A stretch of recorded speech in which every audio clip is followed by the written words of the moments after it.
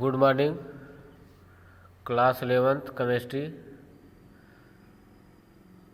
आज हम लोग पढ़ेंगे सहसंयोजक बंध के आधुनिक विचार में पाई बंध और सिग्मा बंध। तो इसमें आप लोगों को बताया गया था कि जो सहसंयोजक बंध होता है वह दो प्रकार का होता है, एक पाई बंध और एक सिग्मा बंध। तो सिग्मा बंध के बारे में हम लोग चर्चा कर चुके थे। आज पढ़ेंगे पाई बंध, ऐसे क्या कहते हैं, पाई बांड कहते हैं।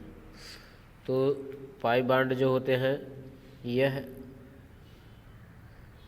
यह जो है पी ऑर्बिटल के ओवरलैप होने पर बनते हैं। जो पी ऑर्बिटल होते हैं ये जब साइड टू साइड ओवरलैप करते हैं तो पाई बंध का निर्माण करते हैं। जैसे आप लोग को पता है एस ऑर्बिटल गोलाकार होता है, पी ऑर्बिटल डंबल के आकार का होता है और डी ऑर्बिटल डबल डंबल के आकार का होता है, और एफ जो ऑर्बिटल होता है उसकी आकृति बहुत जटिल होने के कारण अभी तक निर्धारित नहीं किया गया है। तो पी ऑर्बिटल डंबल के आकार का होता है। अब पी ऑर्बिटल जो होता है उसमें देखिएगा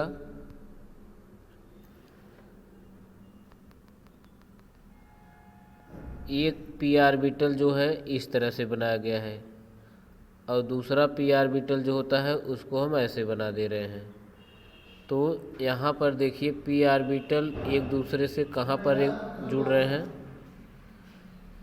यहाँ पर पी ऑर्बिटल देखिए मिले हुए हैं, इस यहाँ इंड पर और इस इंड पर। तो पी ऑर्बिटल जब साइड वाइज साइड ओवरलैप करते हैं तो वहाँ पर बनता है सिग्मा बंध।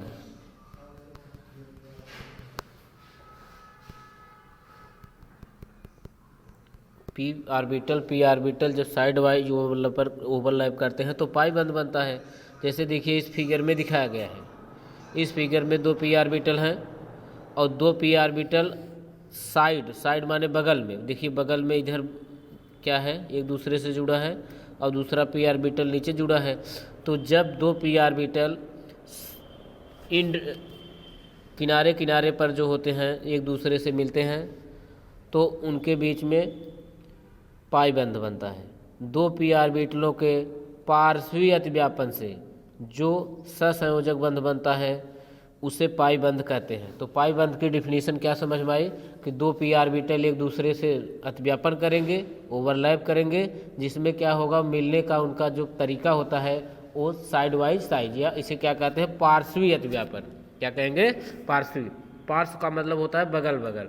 जैसे देखिए ए पी ऑर्बिटल और दूसरा ए पी ऑर्बिटल, अब ये दोनों मिलना है। कहाँ से मिलेंगे, यहाँ साइड यहाँ पर है बगल में, यहाँ से और यहाँ से, और यहाँ नीचे से और यहाँ से, तो जो मिल जाएंगे तो यहाँ पर क्या बन जाएगा, पाई बंध। इलेक्ट्रॉन घनत्व जो होता है पाई बंध में, दो नाभिक के बीच में इलेक्ट्रॉन घनत्व जो होता है शून्य होता है। पाई बंध में अंतरानाभिकीय अक्ष पर इलेक्ट्रॉन का घनत्व शून्य होता है तथा अंतरानाभिक अक्ष के तल के ऊपर और नीचे इलेक्ट्रॉन घनत्व अधिक होता है। इसमें कहने का मतलब यह है कि जो यह अक्ष होता है, ये दो पी ऑर्बिटल है, इनका दो अक्ष है, इस पर क्या है, देखिए इलेक्ट्रॉन नहीं पाए जा रहे हैं। इलेक्ट्रॉन का यहाँ डेंसिटी क्या है, 0 है, लेकिन यहाँ पर देखिएगा ऊपर और नीचे यहाँ पर इलेक्ट्रॉन का घनत्व अधिक होता है। इसीलिए लिखा गया है पाई बंध में अंतरानाभिकीय अक्ष पर इलेक्ट्रॉनों का घनत्व शून्य होता है तथा अंतरानाभिक अक्ष के तल के ऊपर और नीचे, तल के ऊपर और नीचे का मतलब यहाँ पर यह है कि तल का ऊपर और नीचे, देखिए यहाँ नीचे है और यहाँ पर ऊपर है। तो इस ऑर्बिटल के मिलने से इस एक्सिस, यह हो गई एक्सिस, और एक्सिस के ऊपर और एक्सिस के नीचे इलेक्ट्रॉन का जो घनत्व होता है वो अधिक होता है। दो पी ऑर्बिटल के पार्श्वीय अतिव्यापन से एक पाई बंध का निर्माण होता है। दो पी ऑर्बिटल एक दूसरे से पार्श्व माने बगल बगल जब भी जुड़ते हैं तो क्या होता है, एक पाई बंध बनता है। पाई बंध बनने वाले यौगिकों में जैसे एसिटिलीन और एथिलीन, एसिटिलीन C2H 2 होता है और एसिटिलीन जो होता है C2H4 होता है। तो इथिलीन अणु में और एसिटिलीन अणु में पाई बंध बनता है। जैसे देखिए इथिलीन अणु में बता रहे हैं, इथिलीन अणु का सूत्र होता है C2H4 होता है। तो इसमें कार्बन की संख्या कितना है, 2 है, 1 2 हो गया, और हाइड्रोजन की संख्या 4 होती है। 2 इधर लगाएंगे, 1 हाइड्रोजन, 2 हाइड्रोजन, 3 हाइड्रोजन, और इधर क्या हो जाएगा 4 हाइड्रोजन। अब देखिए ये 4 हाइड्रोजन हो गए और इन कार्बन और कार्बन के बीच में डबल बॉन्ड होता है। तो ये हो गया C2H6। देखिए एक कार्बन ये हो गया, दूसरा कार्बन, 2 कार्बन हो गए, और H देखिए 1 2 3 4 C2H4। तो इसमें देखिए क्या हो रहा है, एक सिग्मा बंध बना है कार्बन कार्बन के बीच में, और एक क्या बना है, पाई बंध। तो इसको हम ऊपर वाले को पाई बंध बोल रहे हैं, नीचे वाले को सिग्मा बंध बोल रहे हैं। और सिग्मा बंध और पाई बंध जो होते हैं, इसको हम लोग कभी भी जो दिखाते हैं तो इसी तरह से रहेंगे। देखिए आपको आगे हम बता रहे हैं।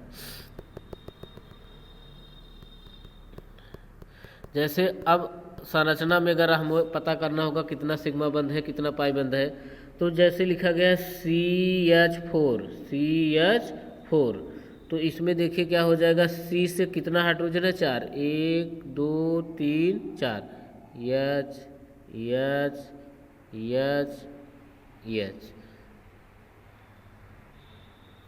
तो इसमें देखिएगा अगर एक परमाणु के दूसरे परमाणुओं के बीच में जब भी जो होता है एक लाइन अगर रहेगी, ये सिंगल बॉन्ड रहेगा तो उसमें एक सिग्मा बनता है। तो देखिए यहाँ कार्बन और इस हाइड्रोजन के बीच में कितना बंध बना है, केवल एक बंध बना है, इसलिए यहाँ पर कितना सिग्मा, एक सिग्मा। और सिग्मा को हम 6 की तरह 6 की तरह बनाते हैं।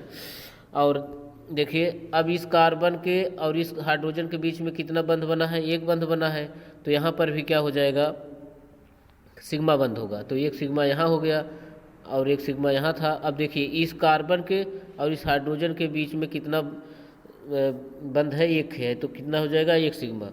इस कार्बन के और इस हाइड्रोजन के बीच में कितना बंध है, एक है, तो इसमें भी हम क्या करेंगे, एक सिग्मा। तो CH4 में कितने सिग्मा, 1 2 3 4, जितने सिग्मा बंध रहेंगे उतने क्या होंगे, उतने जितने सिंगल बंध रहेंगे उतने बनेंगे सिग्मा बंध। अब आपको हम कैलकुलेशन करने के लिए बताएंगे पाई बंध। तो पाई बंध का उदाहरण तो आप लोग जानते हैं, क्या क्या होता है, C2H4 अर्थात इथिलीन अणु होता है। तो इथिलीन अणु में देखिए हम आपको कैसे जो है कि पाई बंध और सिग्मा बंध को कैलकुलेशन करना बताएंगे। इथिलीन का सूत्र क्या होता है, C2H4, C2H4, ये हो गया इथिलीन अणु। अब इसके देखिए C2 है तो 2C हो गया, और इन दोनों C से 4 हाइड्रोजन, 1 हाइड्रोजन इधर जोड़ेंगे, 1 2 3 4, और कार्बन कार्बन के बीच में होता है डबल बॉन्ड। तो अब इसमें पूरे इथिलीन अणु में कितने सिग्मा और कितने पाई हैं, तो इस कार्बन के और इस हाइड्रोजन के बीच में एक लाइन है तो एक सिग्मा बंध हो गया। इस कार्बन के और इस हाइड्रोजन के बीच में देखिए कितना बंध है, एक बंध है, तो यहाँ पर एक सिग्मा हो गया। और यहाँ कार्बन के देखिए और इस हाइड्रोजन के बीच में कितना बंध है, एक बंध है, अर्थात एक लाइन है, तो यहाँ पर भी एक सिग्मा हो गया। देखिए यहाँ पर कार्बन और हाइड्रोजन के बीच में एक लाइन है तो इसमें भी एक सिग्मा हो जाएगा। तो और जहाँ पर डबल बॉन्ड होता है, देखिए यहाँ डबल बॉन्ड है, और डबल बॉन्ड में एक सिग्मा होता है और एक पाई होता है। तो total number of sigma bond इसमें कितने हो गए, 1 2 3 4, और डबल बॉन्ड में एक सिग्मा 5। तो C2H4 में कितने सिग्मा बॉन्ड, 5 सिग्मा, और सिग्मा को ये ऐसे 6 की तरह दिखाते हैं। और पाई बंध जोड़िए तो पाई बंध केवल एक पाया जाएगा, तो जो पाई बंध होगा उसकी संख्या कितनी हो जाएगी, 1 हो जाएगा। तो यही हो गया इथिलीन अणु का सिग्मा बंध जो होते हैं 5 थे, और पाई बंध जो होते हैं वो 1 पाए जाएंगे।